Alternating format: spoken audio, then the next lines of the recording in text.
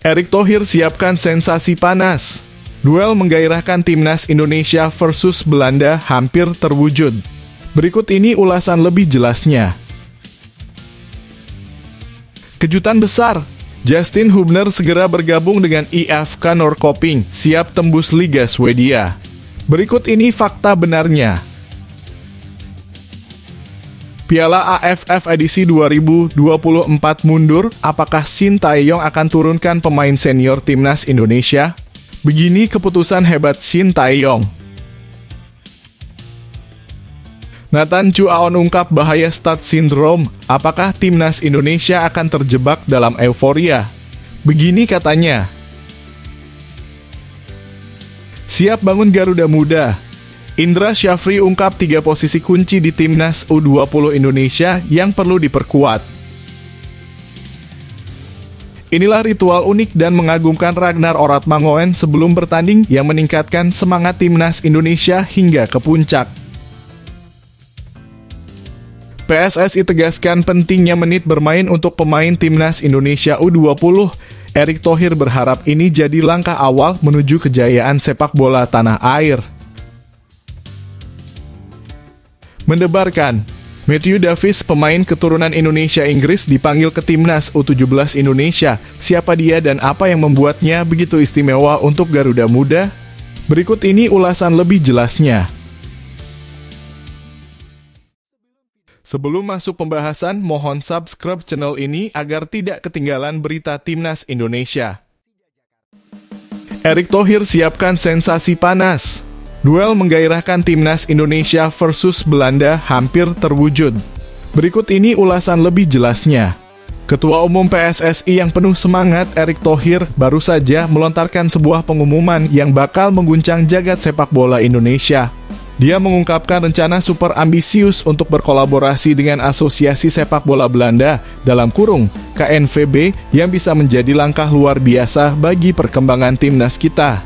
Setelah pertemuan mendebarkan dengan Duta Besar Kerajaan Belanda untuk Republik Indonesia, Lambertus Christiaan Grigens, Erick Thohir mengungkapkan diskusi yang sangat berharga. Dalam pertemuan yang bermanfaat ini, mereka membahas potensi kolaborasi di bidang energi dan pangan, namun yang lebih mengejutkan adalah pembicaraan tentang peluang kerjasama yang melibatkan sepak bola. Bila rencana ini terwujud, timnas Indonesia akan merasakan keuntungan luar biasa, termasuk kesempatan langka untuk menggelar pertandingan uji coba melawan timnas Belanda yang sangat terkenal itu.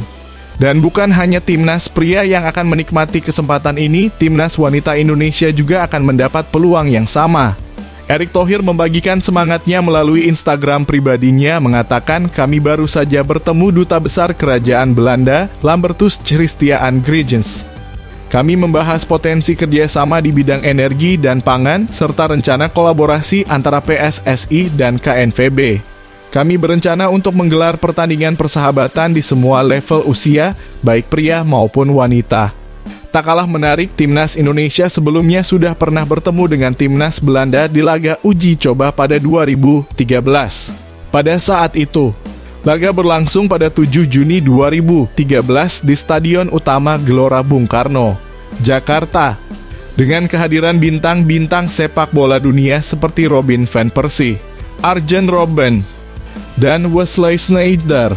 Meski timnas Indonesia yang saat itu diperkuat oleh nama-nama terkenal seperti Greg Nwokolo dan Boaz Solosa, sayangnya mereka harus merasakan pahitnya kekalahan dengan skor 0-3. Gol-gol indah dari Siem De Jong 2 gol dan Arjen Robben 1 gol membuat momen itu semakin berkesan. Dengan rencana kolaborasi yang luar biasa ini, masa depan sepak bola Indonesia tampak semakin cerah dan menjanjikan. Semua mata akan tertuju pada duel epik yang mungkin terjadi antara timnas Indonesia dan Belanda. Siapkan diri Anda untuk menyaksikan sejarah yang bakal tercipta.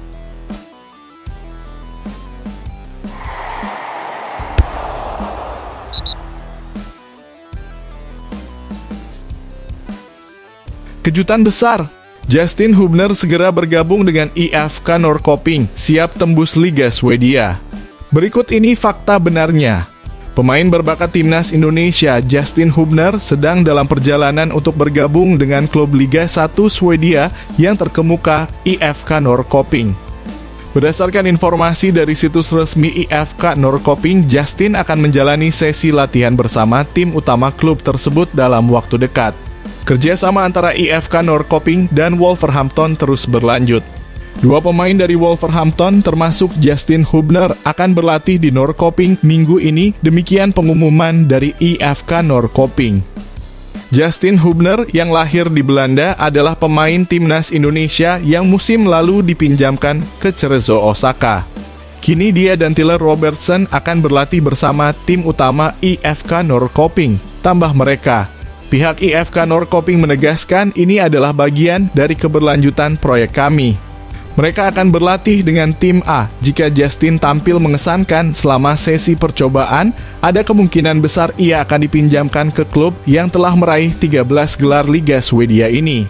Menarik untuk ditunggu apakah Justin Hubner akan resmi menjadi bagian dari IFK Norrköping atau tidak. Satu hal yang pasti, langkah karier yang diambil oleh Justin Hubner perlu mendapatkan dukungan penuh. Mengingat usianya yang baru 20 tahun, ia masih memiliki banyak waktu untuk berkembang dan menunjukkan potensinya di dunia sepak bola. Saat ini, Liga Swedia tengah berlangsung dan hingga pekan ke-17 Liga 1 Swedia 2024, IFK Norrköping berada di peringkat ke-12 dari total 16 tim. Dengan 20 poin yang dikumpulkan, mereka hanya unggul 2 poin dari zona degradasi. Musim lalu pada tahun 2023, IFK Norrköping berhasil finish di posisi 9 dengan total 43 poin. Dengan segala potensi yang ada, masa depan Justin Hubner di Liga Swedia sangat menarik untuk diikuti.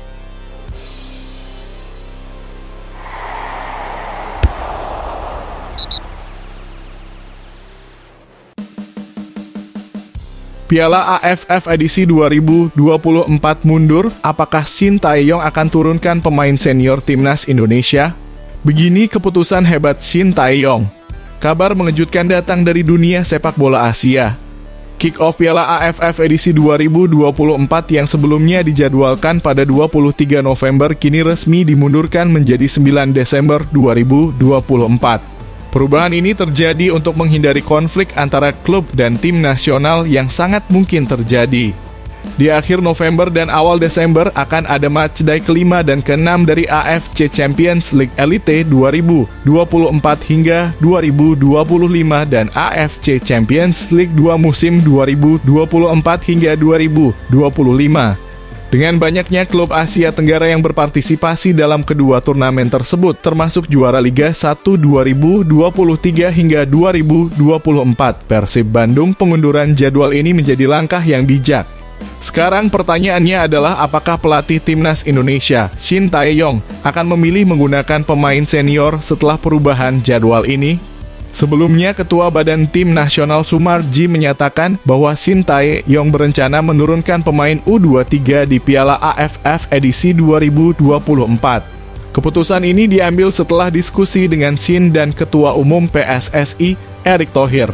Alasan dibalik pilihan ini adalah karena pemain senior timnas Indonesia diproyeksikan akan bertanding di kualifikasi Piala Dunia 2026 zona Asia. Awalnya, jarak antara matchday ke-6 kualifikasi Piala Dunia dan matchday pertama grup B Piala AFF sangat singkat, hanya 5 hari. Timnas Indonesia dijadwalkan menjamu Arab Saudi pada 19 November 2024 dan hanya 5 hari kemudian mereka harus bertandang ke Myanmar untuk pertandingan Piala AFF. Ini tentu berisiko karena tenaga pemain seperti Marcelino Ferdinand bisa terkuras untuk 2 turnamen yang berbeda. Namun dengan diundurnya jadwal, kini jarak antara kedua pertandingan menjadi lebih aman. Matchday ke-6 kualifikasi Piala Dunia 2026 akan berlangsung pada 19 November 2024, sementara pertandingan pertama grup B Piala AFF baru dimulai pada 10 Desember 2024. Ini membuka peluang bagi Shin Tae-yong untuk menurunkan skuad senior yang sangat penting untuk mempertahankan kompetisi di level Asia dan berjuang meraih gelar juara Piala AFF edisi 2024. Timnas Indonesia tergabung di grup B Piala AFF edisi 2024 bersama Vietnam, Myanmar, Laos, dan Filipina. Hanya juara dan runner-up grup yang akan melaju ke semifinal. Berikut adalah jadwal Timnas Indonesia setelah perubahan Selasa 10 Desember 2024 Myanmar versus Timnas Indonesia. Jumat 13 Desember 2024 Timnas Indonesia versus Laos. Senin 16 Desember 2024 Vietnam versus Timnas Indonesia. Minggu 22 Desember 2024 Timnas Indonesia versus Filipina.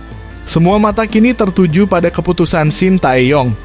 Apakah ia akan mengandalkan kekuatan senior atau tetap pada rencana awal? Kita tunggu aksi seru dari Timnas Indonesia di Piala AFF edisi 2024.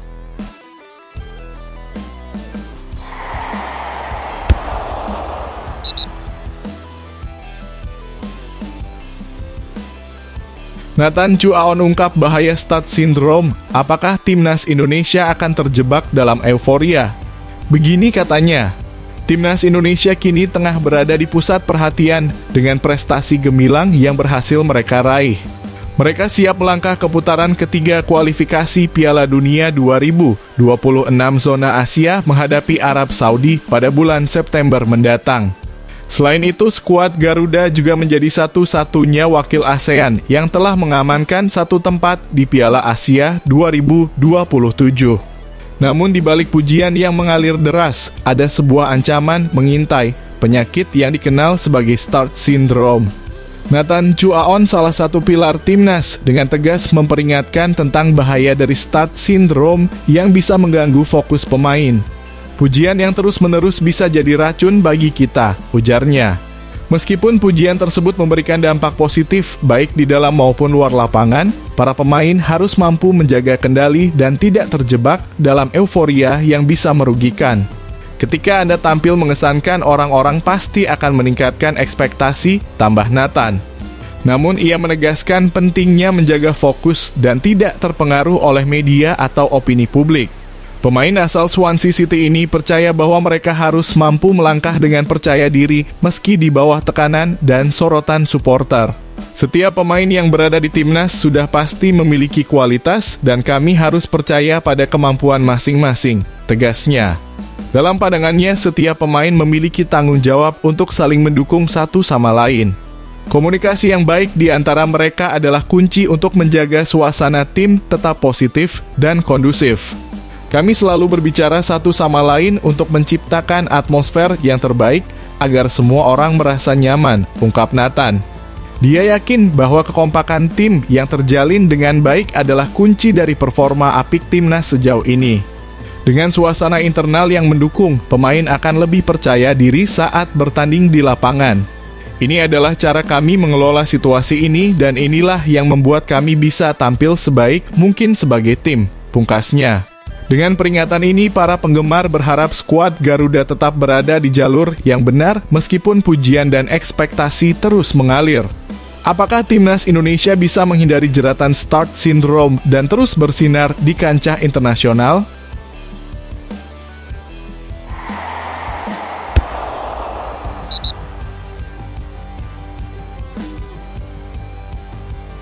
Siap bangun Garuda Muda.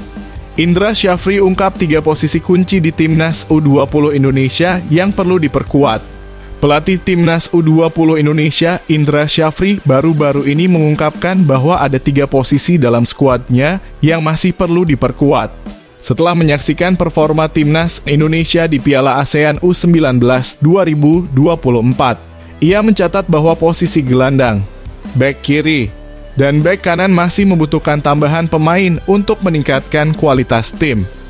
Selama turnamen tersebut, Timnas U19 Indonesia menunjukkan performa yang mengesankan tanpa mengalami kekalahan. Meraih 5 kemenangan melawan Filipina, Kamboja, Timor Leste, Malaysia, dan Thailand, yang akhirnya mengantarkan mereka meraih gelar juara. Prestasi ini menunjukkan potensi besar dari generasi muda Indonesia. Setelah Piala ASEAN U19 2024 berakhir, Indra Syafri berencana membawa sebagian besar pemainnya ke Korea Selatan untuk mengikuti turnamen yang berlangsung dari 28 September hingga 1 Agustus 2024. Dalam turnamen tersebut, Timnas U20 Indonesia akan menghadapi lawan-lawan tangguh seperti Korea Selatan, Argentina, dan Thailand. Mantan pelatih Bali United ini juga akan memperkenalkan beberapa wajah baru dalam skuadnya, mengingat ada beberapa pemain kunci seperti Wilber Jardim dan Jens Raven yang tidak dapat bergabung. Kehadiran pemain-pemain baru ini diharapkan dapat menambah kedalaman skuad dan menjadi sumber daya penting bagi Indra Syafri ke depan. Indra Syafri menegaskan bahwa persaingan di Timnas U20 Indonesia akan semakin ketat. Skuad kami masih sama dengan turnamen sebelumnya. Kami sudah memiliki komposisi yang baik, namun masih perlu menambah beberapa pemain, ungkapnya. Ia menjelaskan bahwa masih ada ruang kosong di sektor gelandang, bek kiri, dan bek kanan yang perlu diisi. Indra juga menerapkan sistem promosi dan degradasi di Timnas U20 Indonesia untuk memperkuat persaingan di dalam skuad. Saat ini ia telah mengumpulkan 50 pemain untuk dievaluasi dan meskipun jumlah pasti pemain yang akan dibawa ke Korea Selatan belum ditentukan, fokusnya adalah menciptakan skuad yang kompetitif. Promosi dan degradasi tetap akan diterapkan. Kami sedang dalam proses evaluasi, tambahnya. Dari turnamen di Korea Selatan, Indra Syafri bertekad untuk memilih 23 pemain terbaik yang akan tampil di kualifikasi Piala Asia U20 edisi 2025, yang dijadwalkan berlangsung pada 21 hingga 29 September 2024. Timnas U20 Indonesia akan bersaing di grup F melawan Yaman, Timor Leste, dan Maladewa. Dengan semangat yang tinggi, Indra Syafri berkomitmen untuk membawa Timnas U20 Indonesia lolos ke Piala Asia U20 edisi 2025. Setelah dari Korea Selatan, kami akan menentukan pemain-pemain yang akan dibawa ke kualifikasi Piala Asia U20 edisi 2025, tegasnya. Semua mata kini tertuju pada perjalanan Garuda Muda yang penuh harapan ini.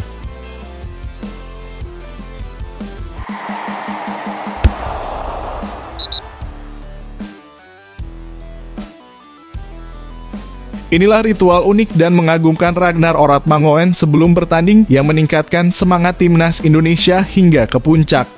Winger hebat Timnas Indonesia Ragnar Oratmangoen baru-baru ini mengungkapkan ritual luar biasa yang dilakukannya sebelum melangkah ke lapangan untuk membela skuad Garuda.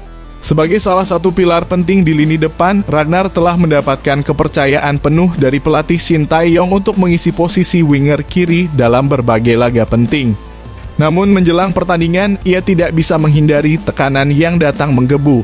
Dengan tanggung jawab yang mengusung harapan seluruh bangsa dan dukungan supporter yang menggelora, Ragnar merasakan beban yang cukup besar. Bermain untuk timnas itu berbeda. Saat kamu melangkah ke Stadion Gelora Bung Karno yang megah, kamu tahu bahwa puluhan ribu supporter menantimu di sana, sementara jutaan mata lainnya menonton dari rumah. Ungkap Ragnar, menggambarkan momen yang mendebarkan ini. Pemain yang berlaga untuk FC Groningen ini menekankan bahwa atmosfer tersebut memberi semangat yang luar biasa bagi setiap pemain di lapangan. Kamu tahu semua orang sedang memperhatikan dan itu adalah tekanan yang berat. Tapi aku berusaha menenangkan diri sebelum pertandingan, katanya. Ragnar mengakui bahwa ia melakukan berbagai cara untuk meredakan ketegangan sebelum bertanding, termasuk fokus dan menikmati setiap momen, serta menjalankan instruksi pelatih dengan sepenuh hati. Sebelum pertandingan, aku selalu mencoba untuk tenang, rileks, dan mengingatkan diri untuk menikmati momen ini.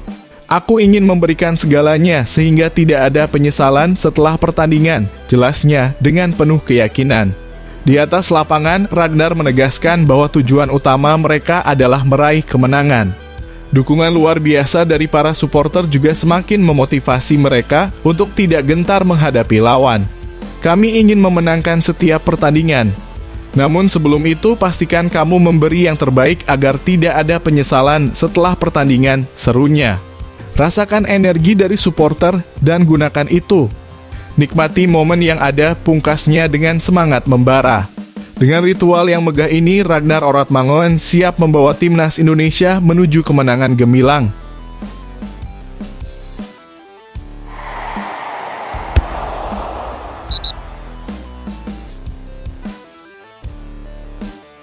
PSSI tegaskan pentingnya menit bermain untuk pemain timnas Indonesia U20. Erick Thohir berharap ini jadi langkah awal menuju kejayaan sepak bola tanah air. Ketua Umum PSSI Erick Thohir baru-baru ini melontarkan pernyataan yang mengguncang dunia sepak bola tanah air. para pemain timnas Indonesia U20 harus mendapatkan menit bermain di klub. Langkah ini diambil demi memastikan perkembangan maksimal para pemain muda, sehingga mereka dapat memberikan dampak yang signifikan bagi tim nasional di masa depan.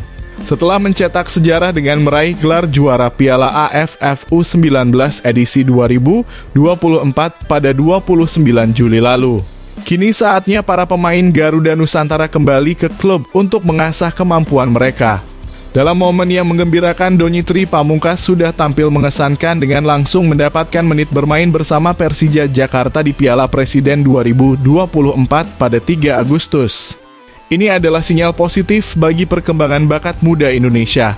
Erik menegaskan pentingnya menjaga potensi luar biasa dari tim U20 demi masa depan sepak bola Indonesia. Kami sudah menetapkan aturan yang tegas. Klub yang memiliki pemain timnas wajib memberikan mereka kesempatan bermain. Ini sudah menjadi ketentuan di Liga, ungkap Erik dengan semangat yang membara saat berada di Solo. Pelatih timnas Indonesia U20, Indra Syafri, juga menyatakan bahwa semua pelatih klub sudah memahami kebijakan ini. Ia merasa sangat senang ketika melihat pemain timnas Indonesia U20 mendapatkan kesempatan bermain. Saya telah berkomunikasi dengan semua pelatih klub. Kami berharap para pemain kembali ke klub dan mendapatkan jam terbang yang cukup, jelas Indra, yang bersemangat mendukung perkembangan para pemainnya. Indra menambahkan bahwa saat ini tidak ada pemusatan latihan jangka panjang untuk timnas Indonesia U20, sehingga klub menjadi tempat yang sangat penting untuk mengembangkan bakat para pemain. Sesuai arahan Ketua Umum untuk timnas U20 ke atas, TC, tidak ada yang berlangsung dalam jangka panjang, tegasnya. Kami fokus pada pengembangan pemain di klub dan mulai ada komunikasi yang baik antara kami, termasuk dengan Borneo FC dan Persija, tandasnya dengan optimisme tinggi. Dengan semangat yang membara ini, PSSI berharap agar para pemain muda Indonesia bisa bersinar di klub dan membawa nama bangsa ke puncak kejayaan sepak bola.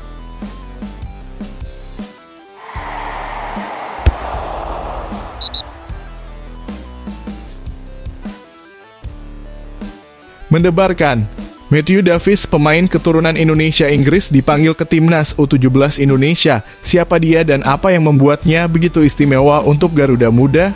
Berikut ini ulasan lebih jelasnya. Kabar menggembirakan datang dari jagat sepak bola Indonesia. Nova Arianto, pelatih timnas U17, bergerak cepat dengan memanggil Matthew Davis, pemain keturunan Indonesia-Inggris, untuk bergabung dengan skuad Garuda Muda. Saat ini Matthew bermain untuk Subiaco AFC U15 di Australia dan ia adalah sosok yang tak bisa diabaikan di lapangan. Sebagai bek kiri yang juga bisa beroperasi sebagai bek kanan dan gelandang, Matthew merupakan pemain serba bisa yang pastinya akan memberikan kontribusi besar bagi tim. Dengan latar belakang yang kaya, ia memiliki paspor Indonesia karena ibunya adalah orang Indonesia. Matthew lahir di Australia dan dibesarkan oleh ayah berkewarganegaraan Inggris, sehingga ia membawa pengalaman internasional yang berharga ke dalam tim. Berita ini resmi dikonfirmasi melalui rilis yang diterbitkan oleh Dua Halves Football Development yang mengungkapkan bahwa Matthew Davis akan segera mengikuti pemusatan latihan timnas U17 Indonesia. Dengan tinggi badan mencapai 179 cm, ia memiliki modal fisik yang mengesankan untuk bersaing dengan pemain lainnya. Selamat Matthew Davis, Anda telah dipanggil untuk mengikuti pemusatan latihan tim nasional Indonesia U17, bunyi rilis tersebut dengan penuh semangat. Panggilan ini tentunya merupakan kabar baik bagi Nova Arianto yang kini semakin memiliki banyak opsi untuk perangkai strategi timnya. Dengan ambisi besar Indonesia untuk lolos ke Piala Asia U17 2025, kedatangan Matthew akan menjadi angin segar, terutama karena kemampuannya bermain di beberapa posisi yang berbeda. Kesempatan besar bagi gelandang berbakat Akademi U15 kami untuk menunjukkan kemampuan di hadapan pelatih tim nasional, tutup pernyataan tersebut. Tim Garuda Asia sebelumnya juga baru saja menampilkan performa gemilang di Piala ASEAN U16 edisi 2024, di mana mereka berhasil meraih posisi ketiga setelah bersaing ketat di babak fase grup. Kemenangan yang mereka raih sangat berarti, terutama saat harus berhadapan dengan Sochero Oz, juara turnamen tersebut. Setelah pemusatan latihan ini, Timnas U19 Indonesia akan segera menghadapi laga berat dimulai dengan pertemuan melawan Kuwait pada Rabu 23 Oktober. Pasukan Nova Arianto juga akan menantang Kepulauan Mariana Utara pada 25 Oktober dan Australia pada 27 Oktober. Semua mata kini tertuju pada skuad muda Indonesia yang penuh semangat.